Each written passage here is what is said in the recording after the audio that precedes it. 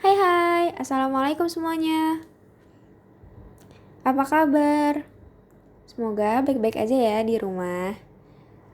Aku Andin Talita Alsafira, biasa dipanggil Andin dari 11 IPS 2. Nah, pada kesempatan kali ini, aku mau review buku.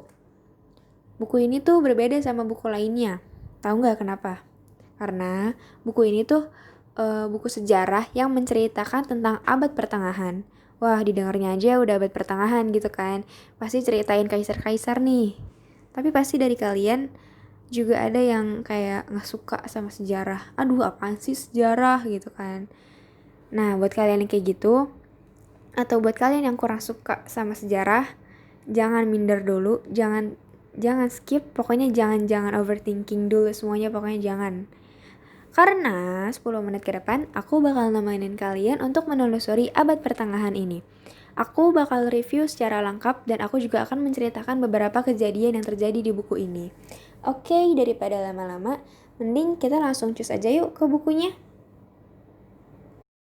Buku yang dibuat oleh Alfi Arifian ini termasuk buku non-fiksi yang berjudul Sejarah Lengkap Dunia Abad Pertengahan tahun 500 sampai 1400 Masehi.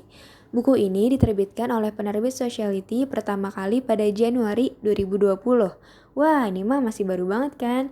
Nah, karena masih baru dicetak, mungkin dari kalian ada yang belum baca buku ini. Nah, pas banget kan? Kalian nemuin review buku ini di podcast aku. Dengerin sampai selesai ya. Jadi di dalam buku ini tuh, abad pertengahan dibagi jadi 3. Satu, abad pertengahan awal, yaitu 500 sampai 1050 Masehi. 2, ada abad pertengahan tinggi, 1050 sampai 1300 Masehi. Dan yang terakhir ada abad pertengahan akhir, dari 1300 sampai 1400 Masehi. Di abad pertengahan awal ini membahas tentang Odoacer. Odoacer sendiri adalah jenderal Romawi dari suku Germanik Skiri. Ia ini dikenal sebagai sosok tirani Italia pertama sejak runtuhnya Kekaisaran Romawi. Tapi kenapa ya? Kalau yang berhubungan sama runtuhnya Kekaisaran Romawi, pasti yang muncul namanya Theodoric dari Ostrogoth, Clovis dari Franka, dan Carloman dari Kekaisaran Romawi Suci pertama. Kenapa jarang ada nama Odoacer? Padahal kan Odoacer sendiri tuh raja yang menjunjung toleransi. Oh, ternyata guys, gereja sengaja membenamkan sejarah Raja Italia ini, alias Odoacer. Soalnya, Odoacer ini bukanlah pemeluk Katolik. Odoacer ini tuh penganut Arian. Arian itu apa sih? Arian itu sekte Kristen yang menolak ketuhanan Yesus. Jadi, ajaran Arianisme ini menganggap Yesus hanyalah manusia biasa dan tidak mungkin bisa disebut Tuhan, sehingga ia menolak Trinitas. Nah, yang nggak tahu Trinitas, jadi Trinitas itu menganggap bahwa Allah adalah 3 pribadi atau hipostatis yang sehakikat, yaitu Bapa, Putra, dan Roh Kudus, sebagai satu Allah dalam 3 pribadi ilahi. Nah, ketiga pribadi ini berbeda, tetapi merupakan satu substansi, esensi, atau kodrat. Mungkin karena itu jadi Odoacer tuh nggak dianggap gitu, ditimbun sama gereja gitu.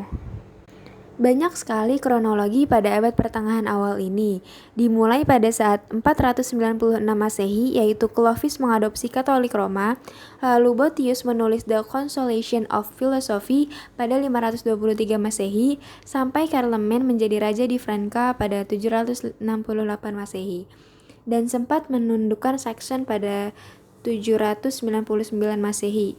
Kemudian dimahkotai sebagai Kaisar Romawi Suci oleh Paus Leo III di 800 Masehi.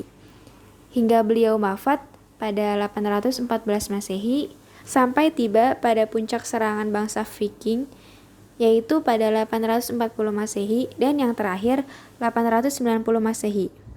Terdapat bangsa Magyar menginvasi Eropa Tengah. Next, kita bakal ke abad pertengahan tinggi. Di abad pertengahan tinggi ini mengalami ekspansi ekonomi yang terdiri dari fase revolusi pertanian atau agrikultur, revolusi perdagangan, revolusi kebangkitan perkotaan, serta kebangkitan jiwa berwirausaha atau kemandirian dan dinamika masyarakat kelas menengah. Pertama, ada revolusi pertanian. Alat bajak berat adalah salah satu inovasi teknologi pada masa itu. Alat bajak ini bisa menguraikan tanah sampai dalam, jadi mempermudah petani untuk bekerja lebih cepat dan efisien. Lalu, ada juga penemuan ikat kekang hewan penarik. Biasanya digunakan di leher hewan. Kalau di kita itu contohnya mirip-mirip sama delman. Nah, karena bidang pertanian sangat maju pada saat itu, populasi manusianya juga makin bertambah dan menyebabkan berkurangnya lahan untuk bertani. Dan kebanyakan para lord mengambil kesempatan untuk menjual tanah kosong ke para petani. Kedua, ada kebangkitan perdagangan. Ini mah gampang lah ya, tahu kalian pasti. Revolusi ini menyebabkan peningkatan aktivitas ekonomi sehingga mereka bisa belajar teknik bisnis. Lanjut yang ketiga, itu ada kebangkitan kota. Kondisi kota pada saat itu menjadi pusat kehidupan perdagangan ekonomi dan intelektual atau kebudayaan. Kota pada saat itu menjadi kekuatan revolusioner secara sosial, ekonomi, dan budaya. Karena di kota mereka memberikan peluang baru selain produksi pangan untuk rakyat jelata. Yang paling mendorong pertumbuhannya kota tuh sebetulnya karena meningkatnya pasokan makanan yang dihasilkan dari kemajuan pertanian tadi. Jadi orang-orang pada jual makanannya ke kota agar laku. Nah, di kebangkitan kota ini juga ada yang namanya guild. Guild itu suatu kelompok yang isinya para pedagang dan pengrajin. Lalu di periode ini mulailah terbentuknya self-governing atau ingin bebas. Jadi para guild ini ingin bebas dari lord. Atau kalau di kita lord itu tuh panggilan buat tuan rumah. Padahal kita udah beli tempat itu tapi masih dimintain uang juga. Lalu di abad pertengahan tinggi ini mengalami peristiwa yaitu kebangkitannya negara-negara berdaulat seperti Inggris, Perancis, dan Jerman. Oh iya, di abad ini juga ada yang namanya perang antar agama loh. Iya bener banget, namanya itu perang salib. Di buku ini, perang salib terbagi menjadi 5 bagian. Nah, nggak kayak di Google. Kalau di Google tuh perang salib bisa dibagi jadi 8 atau bahkan 9 tahu. Banyak banget kan? Nah, di buku ini cuma ada perang salib 1, perang salib 2, perang salib 3, perang salib 4, dan yang terakhir perang salib lanjutan. Mengapa ya abad pertengahan tinggi ini disebut abad pertengahan tinggi? Kenapa nggak abad pertengahan tengah? Atau kedua gitu? Karena di abad ini banyak terjadi kebangkitan. Entah tadi yang kita udah bahas dari pertanian sampai kebangkitannya ilmu pengetahuan dan kebudayaan. Keren ya abad ini. Munculin banyak ilmu baru dan juga munculnya filosofi-filosofi. Nah, ada nih satu filosofi yang paling aku suka, yaitu filosofi sastra di periode skolastik. Nah, di sastra ini terdapat kisah yaitu Tristan dan Isolde. Gini ceritanya. Tristan merupakan kesatria dari abad pertengahan yang gagah rupawan dan mempesona. Ia berasal dari kerajaan Cornwall dan ia berhasil membunuh naga di Irlandia. Saat di Irlandia, ia melihat Putri Isolde yang begitu cantik banget. Dari wajahnya, sifatnya, pokoknya nggak ada tandingannya deh sama cewek-cewek di sana. Namun, Putri Isolde sudah dijodohkan dengan Raja Mark. Tapi Putri Isolde tidak menyukainya. Dan datanglah Tristan untuk menghibur Putri Isolde. Semakin lama, semakin dalam juga perasaan satu sama lain. Tapi kan, pernikahan Putri Isolde tidak bisa dibantah. Akhirnya, Isolde meminum ramuan yang dibuat ibunya untuk menjalin kasih dengan Tristan.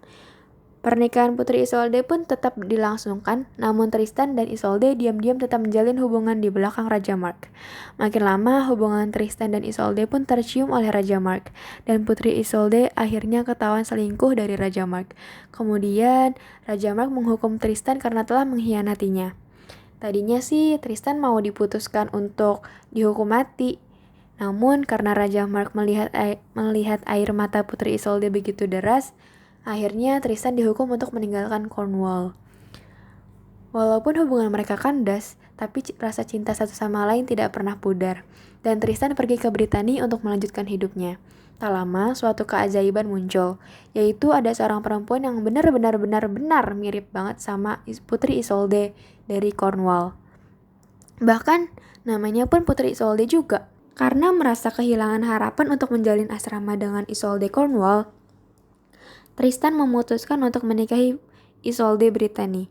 Tapi ya namanya juga beda orang gitu kan.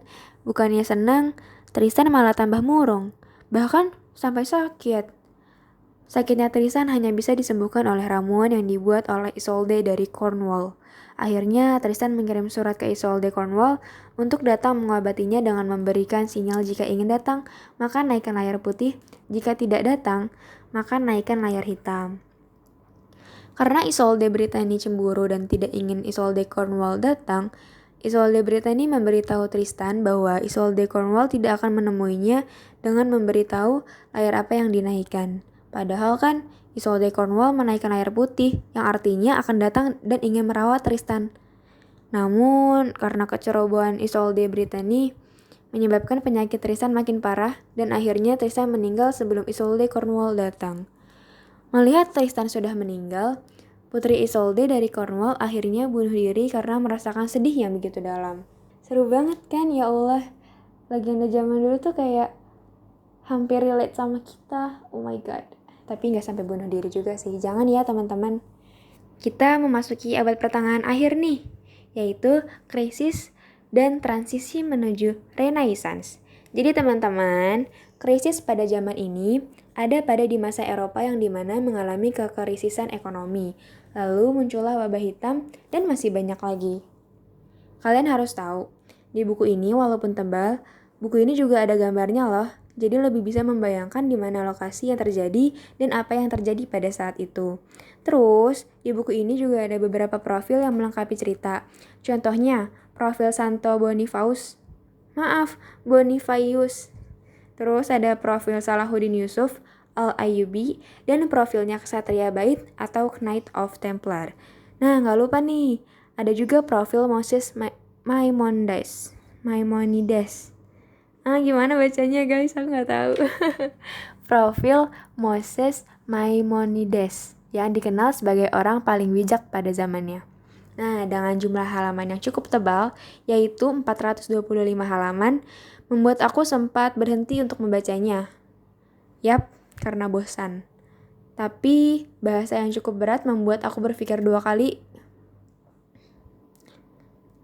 Kemudian, bahasanya yang cukup berat membuat aku berpikir dua kali baru mengerti alur cerita.